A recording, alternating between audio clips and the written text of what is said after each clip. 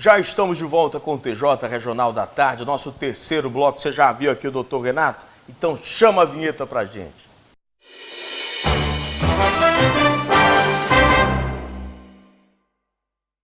Então, é hora de falar sobre os direitos do cidadão. Doutor Renato, hoje um tema que é continuidade do tema da sexta anterior, né? Nós temos aqui, inclusive, uma pergunta enviada, aproveitando o gancho, pela nossa telespectadora, Aureliana Barbosa. Ela diz assim: por que o menor que pratica um crime é logo solto pelo juiz? Tem um moço aqui na rua que vive aprontando e ninguém está dando mais conta dele. Essa é a primeira pergunta, então, doutor Renato. Existe ainda no imaginário popular aquela impressão de que o menor, que nem pode ser classificado como criminoso, é um menor infrator, né? Ele é preso, aliás, é apreendido, mas é solto. Por que é que isso acontece? Bem, isso é uma dúvida e é algo que a sociedade sempre questiona, né? Por qual razão? Mas é importante a gente considerar que a lei, o Estatuto da Criança e Adolescente, traz procedimentos para essas situações. Por exemplo, havendo apreensão de um menor, de um adolescente, que tenha praticado um ato infracional, esse adolescente ele deve ser apresentado ao juiz em um prazo máximo de 5 dias. E o juiz, no momento dessa apresentação, ele vai verificar se há necessidade de internação provisória desse adolescente. E para ele internar provisoriamente, é necessário que a conduta tenha sido praticada com grave ameaça à pessoa ou violência à pessoa. Ou então, se tiver uma situação no qual ele tenha já de forma reiterada praticado outros atos infracionais.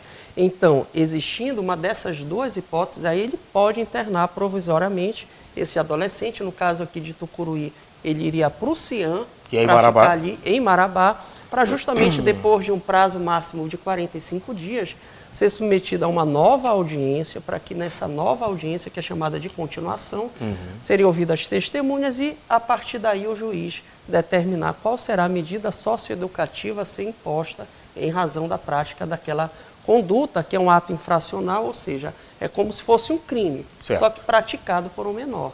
É importante deixar claro também que não é por um desejo do juiz ou da autoridade policial, né, doutor Renato? Exatamente. O Estatuto da Criança e do Adolescente que prevê isso, né? Prevê. E o juiz, tanto o juiz quanto o delegado, toda e qualquer pessoa vai agir exatamente nos termos da lei. Então, se a lei traz esse procedimento, e é uma norma de ordem pública, ou seja, tem que ser observada por todos, claro que o juiz vai seguir o que determina a lei. Certo. Quando se fala em medida socioeducativa, é um eufemismo para dizer, assim, é para suavizar a expressão de uma pena, ou ela tem uma característica diferente mesmo, doutor? Tem uma característica bem diferente. A medida socioeducativa, ela não tem uma finalidade simplesmente retributiva, de punir. Certo. Não, ali se busca o quê? Socializar, reeducar, fazer com que aquele adolescente ele venha refletir sobre a sua conduta, venha ter parâmetros de permissibilidade para que justamente possa agir conforme a lei, dentro do que a sociedade exige. Então, a medida socioeducativa é uma imposição, uma determinação judicial imposta àquele adolescente que veio a praticar um ato infracional e tem essa finalidade. Quem é que aplica, no caso, a medida socioeducativa, doutor? É o juiz da infância e adolescência. Certo. Não é um juiz criminal, até porque nós estamos falando de uma ação que tem o nome de representação, que envolve um adolescente. Fosse o maior, não seria uma denúncia, e essa denúncia vai para uma vara criminal, e ali é observado um procedimento diferente, procedimento que está no Código de Processo Penal. Em sendo um adolescente, não. O regulamento é o Estatuto da Criança e Adolescente, que vai trazer todos esses procedimentos, além das medidas socioeducativas existentes para serem aplicadas de forma motivada pelo juiz. Você que acompanha o TJ Regional da Tarde, toda sexta-feira a gente tem o doutor Renato, defensor público, Renato Mendes Carneiro Teixeira. E hoje, continuando sobre o assunto do menor, falando sobre medidas socioeducativas para o menor infrator. Doutor Renato, quais são essas medidas? Bem, existem várias medidas no Estatuto da Criança e Adolescente. Pode surgir a mais branda, que é a advertência, para aquelas condutas que têm um pequeno potencial ofensivo, são as condutas mais leves. Aí o juiz adverte, chama a atenção desse adolescente pela prática daquele fato. Pode existir uma outra medida também, que é a de reparação de dano, normalmente envolve crimes patrimoniais, em que a vítima sofre um prejuízo com aquela ação. Então, claro, por sofrer um prejuízo, ela deve ser reparada, ressarcida desse prejuízo. Pode ter também a prestação de serviço à comunidade. Nessa já é o adolescente que vai prestar um serviço para a sociedade, um trabalho, né? E pode ser semanal, desde que compreenda 8 horas. Pode ter também uma outra medida, que é a liberdade assistida.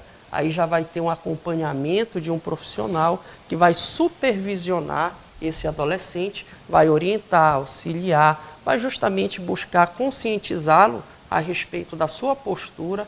Nós temos também a liberdade assistida, que já ele fica durante um período no órgão, na entidade, em outro período fica com a sua família. E nós temos a última, que é a internação. A internação pode ser tanto provisória, como nós falamos anteriormente, como também definitiva.